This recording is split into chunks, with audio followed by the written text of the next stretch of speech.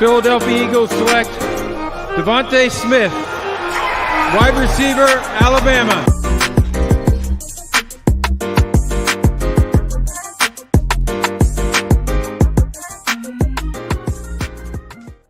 What's going on, guys? Welcome to Party on Broad, guys. If you're new to the channel, smash that subscribe button. Today, we are previewing the first of many breakdowns of the Sixers' upcoming playoff matchup with the Toronto Raptors. And to help me break it down, I've got our Sixers beat reporter right here. He is Austin at NBA Crowd. What's going on, man? No problem, Chris. Thanks for having me, as always. Yeah, love it. Sure enough, if you were to go back 2 years ago, when this channel was just being born, it was me and my man Austin reacting to the Toronto Raptors series. And here's your bit of it. Every week, just living the dream, a boy in his quarter zip, and that's all. I love it so much. That was 2 years ago. That was literally, I think, one of our first post-game reactions ever, man. Any reaction to that? I look so much younger, and the hair on my chin is I guess a little bit thrown out now, which is, I guess, a product of a pandemic. But here we are. It's crazy to think how much life has changed, even if the room that I'm in is the exact same. And the same movie poster.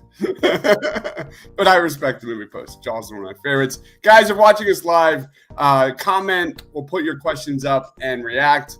Let's break down this series. And first up, we've got some stats here. We've got some stats to kind of look at where the Sixers match up with the Toronto Raptors. This is all about ISO. As you know, in playoff basketball, it becomes very, very much a ISO offense-driven matchup here. So let's look at kind of the Raptors. The Raptors' ISO frequency was second most compared to the Sixers' 10th most ISO frequency.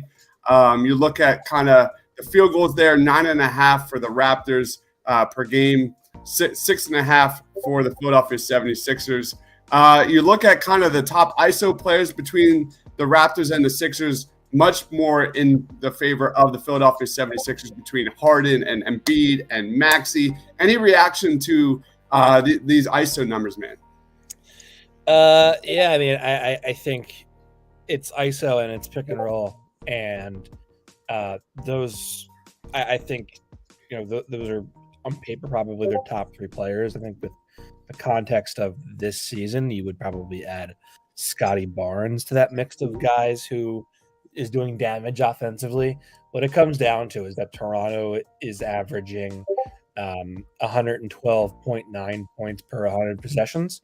So that's the 16th ranked offense in the NBA. So they're middle of the pack offense. Defensively, they're better. They're at 110.7 points per 100 they allow. So that's 10th best in the NBA. They skew more of a defensive team. But I think really it's about the fact that they're going to be able to shoot over the Sixers, who are athletically challenged in a lot of ways. Mm-hmm.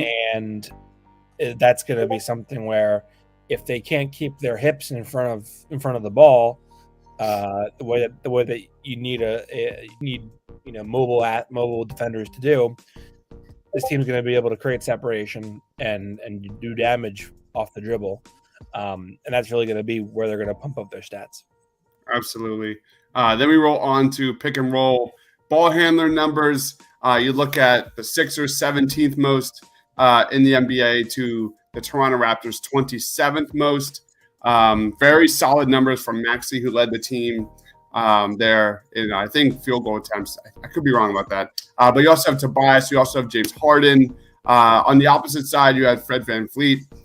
Pretty good number, 73rd percentile, 0.93 points per possession. Gary Trent Jr., who's been a thorn on the Sixers side many times this season. And you got Pascal Siakam, who can, attack the paint, penetrate for his size. We have seen him kill the Sixers again and again. Any reaction to these pick and roll numbers? No, I mean, I think ultimately, like, what you might have to do is just switch everything because you're going to be too small to fight through screens. And truth be told, you might even be too small to switch, really. Yeah, I think this is a pretty disadvantageous matchup for the Sixers from a physical standpoint. Mhm. I might even recommend going zone for a lot of the series just because you can't really do a lot of pick and roll versus zone. And zone's going to inhibit penetration. It's going to stop them from getting to the interior.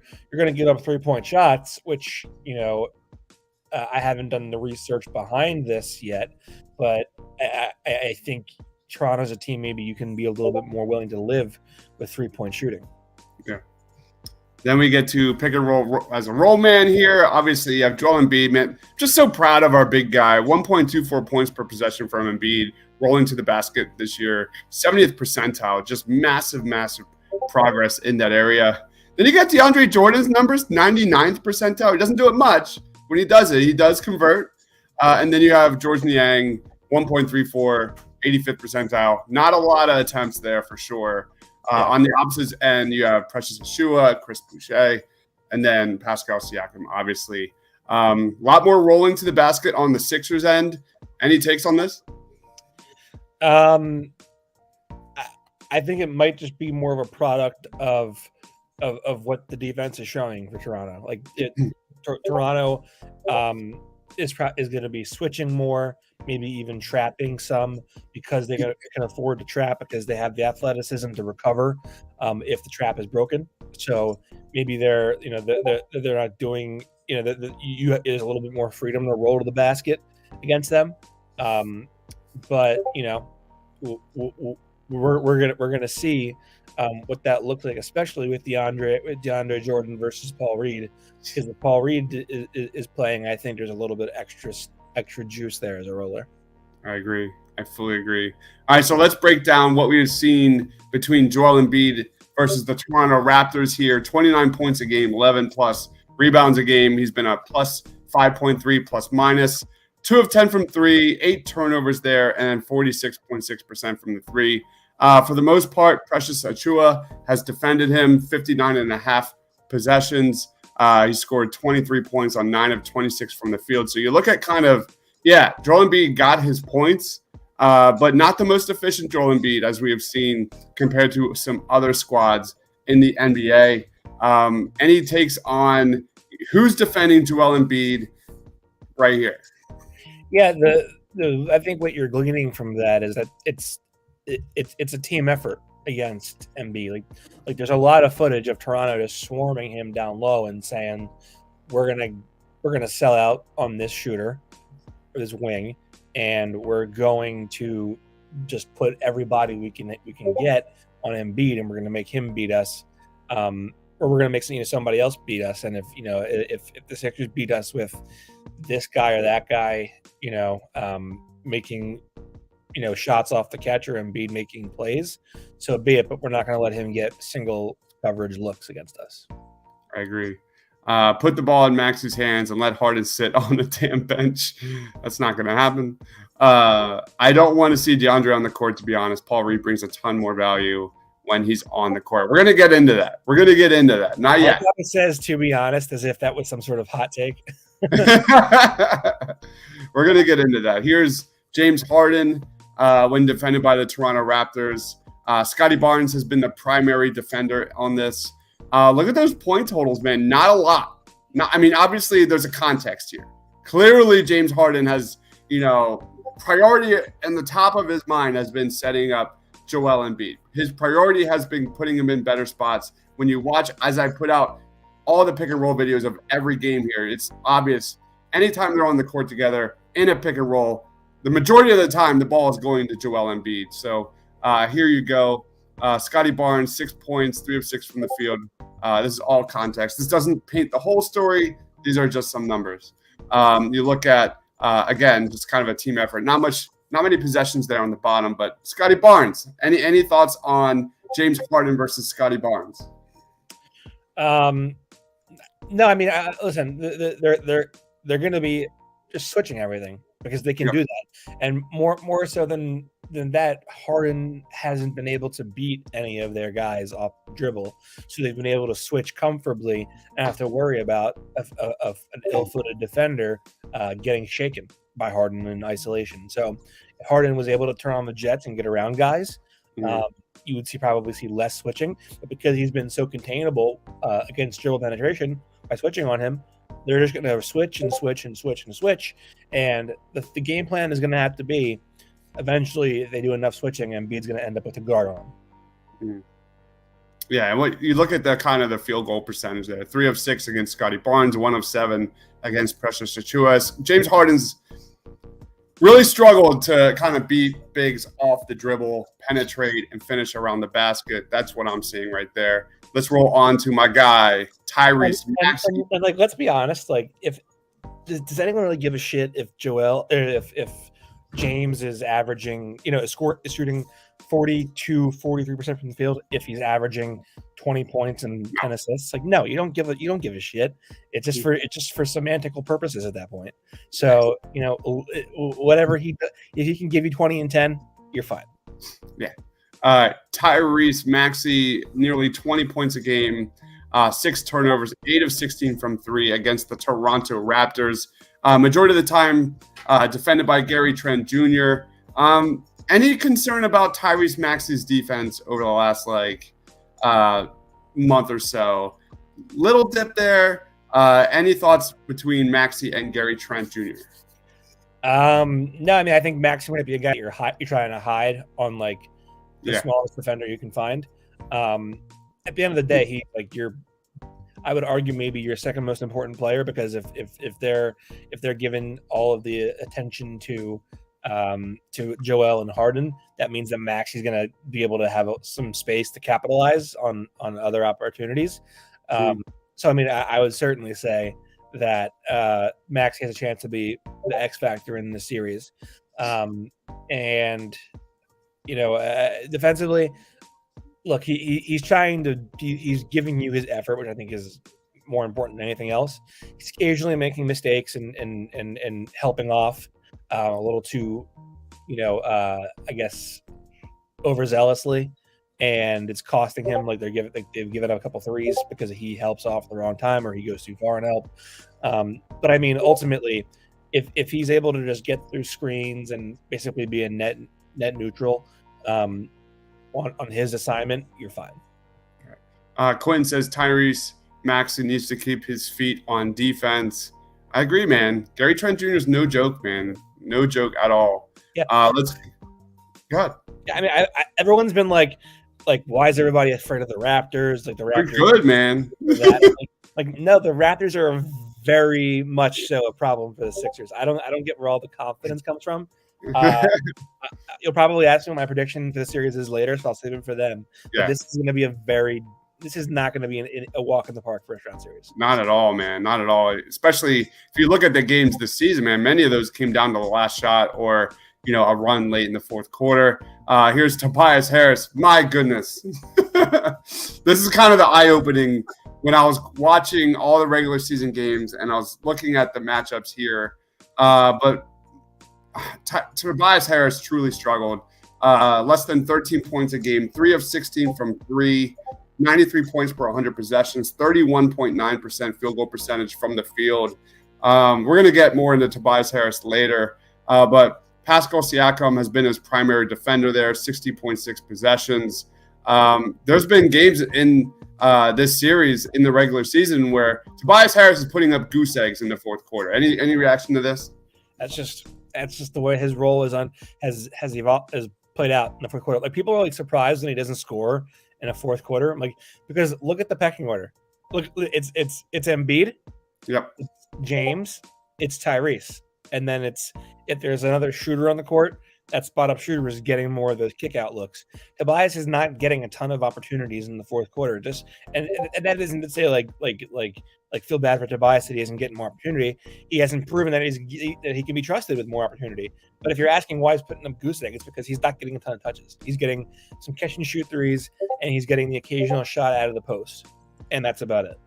And I respect that. I respect, that's the one area where Doc truly definitely sat him down and say, this is for the betterment of the team, and he was good with it. And he's had some positives over the last month or two. So hopefully we'll see a little bit better Tobias Harris in this year's playoffs. When Tobias goes for a 26-point quarter, Doc's going to say, this is not the Tobias Harris victory tour. Exactly. It was good that we did that 15 minutes into this show. The Sixers aren't watching us 15 minutes into this silly podcast. All right, let's roll on here. Wrapping it up. All right, we've got a comment. I would feel a lot better if Doc would play the right guys. I think Tobias is shooting a lot better recently. He is. He's been a lot more efficient. No questions asked. And Doc. Doc. All right. We're going to get into that. I promise. We're just going to get into some stats. Matisse Thybulle. You look at kind of how the Raptors performed when defended by Matisse Thybulle. Thybulle has primarily defended Gary Trent Jr., 47.4 possessions. Again, this is only like 2 or 3 games, I believe. So not a good sample size, but held him to 3 of 12 from the field. Pascal Siakam, 20.3 possessions, 3 points. How does Matisse Thybulle and possibly only playing home games impact this series, man? It hurts. Everyone's like, if you can't beat the Raptors without Thybulle, like you're not a real contender. It's not about that. It's about winning the series on every single bit of marginal landscape you can possibly get. And if Thybulle is not there to come from the weak side and brush, you get a hand on a shot, or if he's not there to force turnover and transition, those are all meaningful things that add up and can change the course of a series if you're winning games by 2 or 3 points. And so, yeah, it's going to hurt on defense for sure. They're going to have to compensate for that in some way. Like I said, I'd probably recommend going zone. But by the same token, I saw something online today where it was like the Raptors were basically selling out entirely on guarding Thybulle, and they really left him the entire, not only the corner, but like basically the entire baseline, the cut to the basket if you wanted to. And they're like, we're going to sell out on everybody. We're going to sell out on him embarrassingly and just go for everybody else. So perhaps you can make the argument, and it would be a good argument maybe, that they can make up. They can make up for the shortcoming of his missing defense by being better offensively with him off the floor. But who knows? Yep. Let's go on. This, and I'm sorry for anybody who doesn't want to hear this, but he should just get the shot. He should just get the shot. He should have gotten a shot a long time ago. And I personal decisions are great and all, like, what do you fucking do? How about the fact that his teammates worked the entire year to get to this point, and they might lose first round because of this? Yeah, it's bogus, man. Absolutely bogus. Let's roll on to just kind of general where the Sixers stack up between with the Toronto Raptors. Offensive efficiency goes to the Sixers. Total true shooting percentage goes to the Sixers. Turnovers per game, dead even there. That's one of the strengths of the Raptors for sure. You look at pace, not that much difference. Toronto definitely has got a little bit more pace. Here's where a major difference is here. Offensive rebounding percentage, second best in the NBA. That is something that showed up again and again and again this regular season. Free throw rate, the opposite end. That is a major, major strength for the Sixers. 3-point shooting percentage goes to the Sixers by a pretty decent margin. 36.4 versus 34.9. Defensive efficiency goes to the Raptors. Points off turnovers, big difference there, goes to the Raptors. Second chance points, huge difference, goes to the Raptors. Fast break points, points in the paint, all to the Raptors. And you look at, I kind of expected the Sixers starters to be better than the Raptors, but I didn't expect the Sixers bench to score more points than the Raptors. Any reaction to this before we get into our questions? No. I think that sums up kind of this series. I think like 6 or 7 games right there. Like, it's pretty, definitely a little bit favoring on the Raptors here. I would say that the bench is probably going to have to be shortened. Like, I don't know if the Sixers can go that much shorter on the bench as is, but like you're talking Niang, Shake, Paul Reed, and maybe one other guy. Maybe. Yeah. All right, let's go into our first question. Let's roll them right through. Let's roll right through them. What's the biggest advantage the Sixers have got on the Raptors? For me, it is free throw rate. Since the All-Star break, the Sixers are number 1 in the league in total free throws, second best in free throws per game. You look at kind of their shooting percentage, 86.9% from the line in the fourth quarter. It's Austin. We don't have to deal with that in the fourth quarter in the playoffs. That is just like a low-key subplot that I'm really excited about. No Hackabend, for sure. You look at Joel Embiid, James Harden, respectively, first and fourth in the league in total free throws. Post All-Star break, the best Raptor getting to the line is Gary Trent Jr., who is 32nd best in the league. Embiid and Harden draw the second and 13th most personal fouls in the league, while Pascal Siakam is 24th best. If the Sixers want any shot at advancing in this series, man, it starts with Embiid and Harden working together, getting that Raptors defense moving, making them second guess, getting them in the air, getting those Toronto wings in foul trouble, man. What is some of your what do you think is the biggest advantage for the Sixers in this playoff series? I think the biggest advantage is that you arguably have the two best players in the series on your team. Like, you have Joel, he's obviously number 1 by far. And then next best, I think, is probably James Harden. And you have the 1 and 2 best players in the series right there. Problem is, I think Toronto has the better players. 3, they're 1 through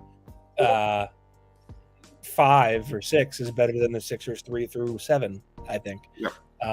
But I mean, to your point on the free throw stuff, it's great. And Toronto's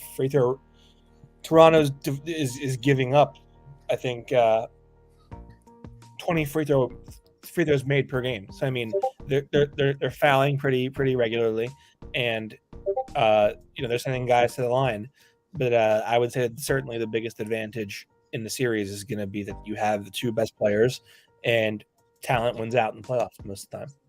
Fingers crossed. Fingers crossed. What scares you the most about the Toronto Raptors? Go ahead, man. Their size, their agility, their vertical athleticism, and their lateral athleticism, their mobility, and their coaching. Like, they have a very good coach. They do. And that's it. I'll leave it at that. They have a very good coach.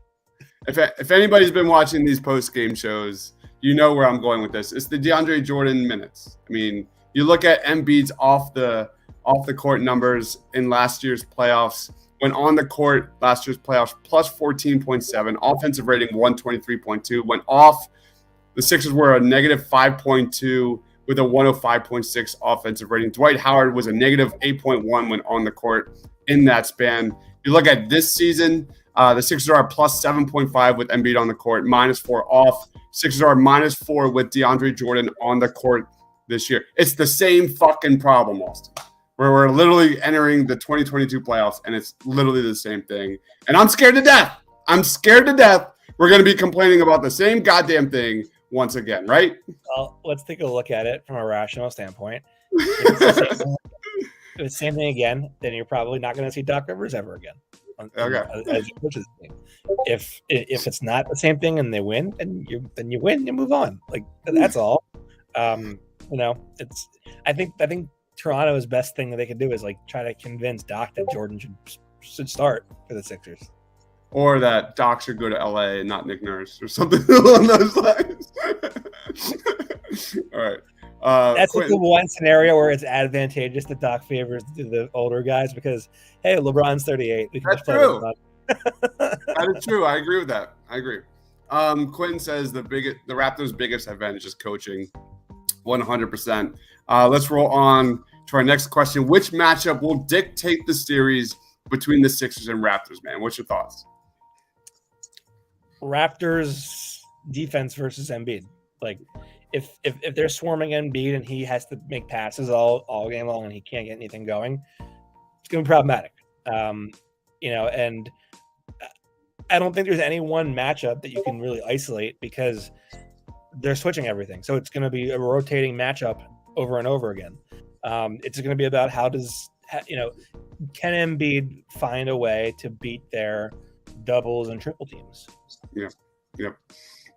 Mine is pretty easy. I mean, it's not a sexy pick, but for me, it's Tobias Harris versus Pascal Siakam. I mean, that's got to be it. I mean, you look at how the Sixers have defended Siakam. Tobias Harris has done okay, but we already just went into detail about how Tobias has struggled against the Raptors, finding his way in this offense. Man, I really hope that efficiency carries over into this thing, and I think.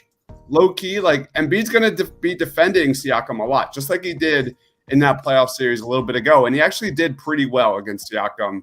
He kind of gave him his space and let him shoot a little bit. Siakam shot 14 of 45 in that series, 31% when defended by Joel Embiid. So it's going to be just like the Raptors versus Embiid. I think it's going to be a team effort to slow down Siakam because he had like a triple-double, 37-point triple-double in the one game.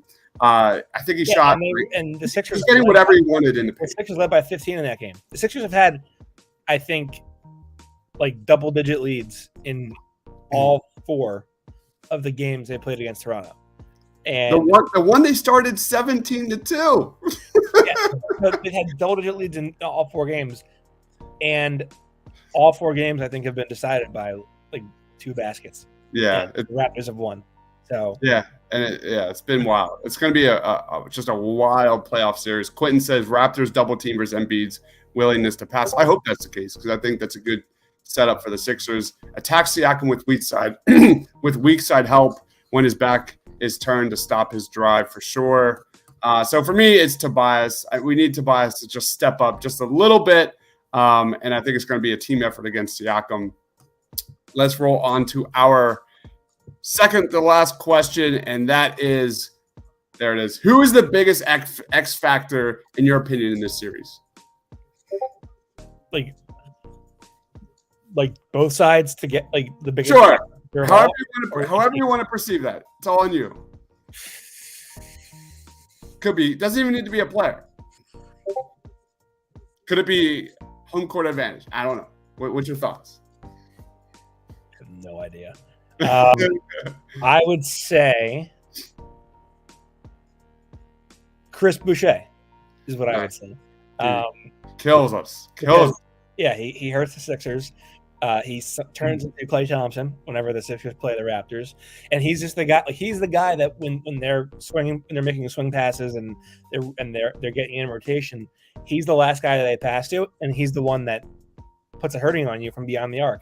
And it's funny because like if you like watch the Raptors warm up, well, when they come to town, it's like he shoots a very flat ball. It's a lot of side spin to it, and it's like kind of unorthodox, but it's effective against the Sixers, especially.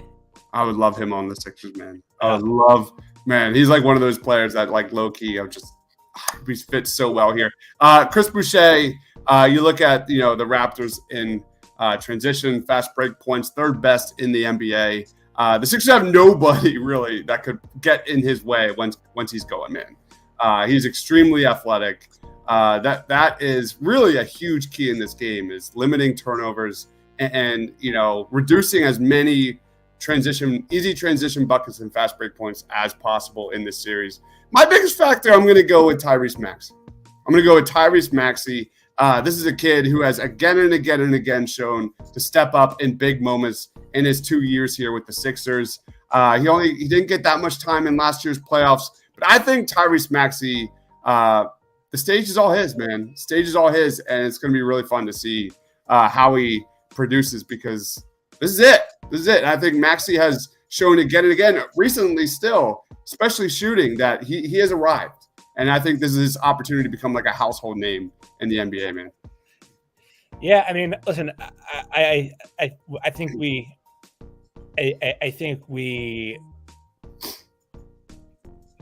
get such a kick out of Tyrese Maxey because of no one's used to a Sixer being able to do what he does as a guard.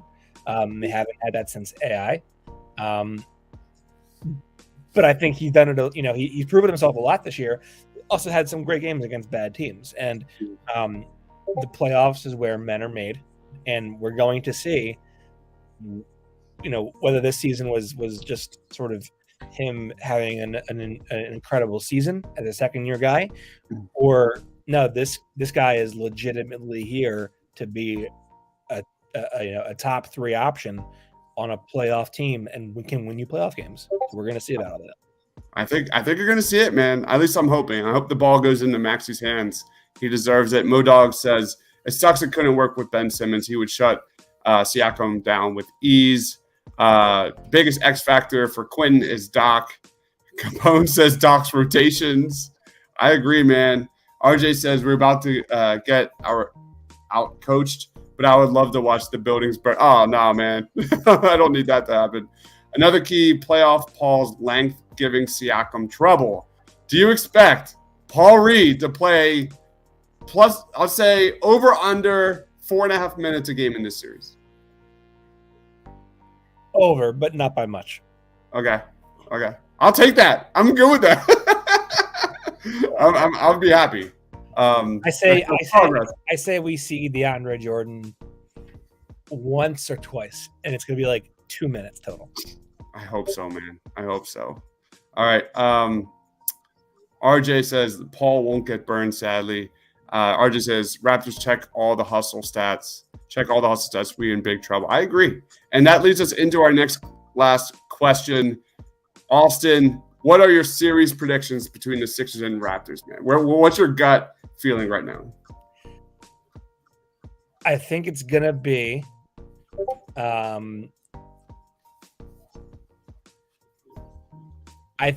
one of the most hard-fought series you're going to see, especially out of a first-round matchup. Ultimately, James Harden and this team, especially of late, have not built enough equity with me to believe in them. And as such, I am going to go with the Raptors in 6 games. I'm in that same boat. I'm sorry. Quentin's going, no, Austin, no. Capone says, I think we win 4-1. Who was I watching today? It was I was actually like on YouTube. It came across, and it was who does Stephen A talk to? Kendrick Perkins, and Kendrick Perkins was like, Sixers easy, no sweat with the Toronto Raptors. I'm just like, what are we doing here? Like this, you look at the stats right there. Shaq said they win in 5, and I was like, I don't know what Raptors or Sixers you've been watching, but yeah, I'm hoping, man. I'm hoping I'm wrong here, but I think this is probably 6 Raptors in 6, Raptors in 7 ground right now. We'll see how Doc's rotations come up, but there's really not a lot that leaves me excited, especially Doc, my man. Like, not my man, I take that back. Like, just squashing Paul Reed's epic game last night. There's just not a lot of reasons to be confident. So I know James Harden and Joel Embiid are the 2 best players, but I think just a better team, a better coached team, it's going to go to the Toronto Raptors. That's my gut feeling right now. It's going to be wild, man. It's going to be absolutely wild. Yeah, I mean, listen, like the good thing is this. James Harden, I don't know that you're I don't think that James Harden's going to get a better deal in the open market this offseason. I think his best chance, or his best thing for him, is to opt in and then, sign a long-term extension if the Sixers can be patient enough to not give it to him immediately and then make him earn it a little bit next season. And you have Joel already signed no supermax, so he can't be like, I'm out. And if they lose first round, there's going to be a lot of change. There should be. Quick shout out to Danny Green. I didn't get the touch on Danny Green at all. This is a guy that like a month ago everybody wanted out of Philadelphia, but he's quietly had some really. He ended the 2022 season on a really high note: 21 of 46 from 3, for 45% over the last 10 games. Plus 12 in that span, plus 45, 18.5 net rating when sharing the court with Embiid and Harden in 104 minutes. DG has definitely played really well, especially hitting those shots from the corner. As long as like DG's not like the primary defender on Pascal Siakam, like in game 1, like we saw him defending Trae Young against the Hawks in last year's playoffs, I think we're good. I think I'm good with DG. You looked at him, getting injured in what was that, game 3 against the Hawks? You saw the Sixers offense go in the tank after that. So DG, I think, quietly is another like subplot of this series for sure. Any thoughts on DG before we wrap it up? No, I mean, I think he's a better player than Thibault. I think people have completely underrated him. He's shooting he shot like 38% from 3 this year with like a 3-point rate of like 85, which is insane. He was as effective as you could have asked him to be. Clearly, he lost a step defensively. I don't think it helps very much with the perception that you have of him as a defender when he's taking on the second or first assignment on defense instead of the third or fourth like he was last year. But, Mr. Simmons. We'll see. We will see, man. Let's wrap it up. Austin, where can we find you, man? What do you got going on? Can find me nowhere. I am the hermit. I sit in my house. I watch basketball all day long. And I cover the Sixers, obviously, with Painted Lines. You can find me on Twitter at NBA Krell. My Twitter name is on your screen right now. Find me there. All right, guys, if you're not following Austin, you're doing it wrong, and you probably already do. But thank you, everyone, for watching. Tons of Sixers versus Raptors content on the way. Follow my man on Twitter at NBA Crow. I am Dives, Mr. Crockpot. Like this video if you love the Philadelphia 76ers. We'll catch you on the next one. Stay awesome.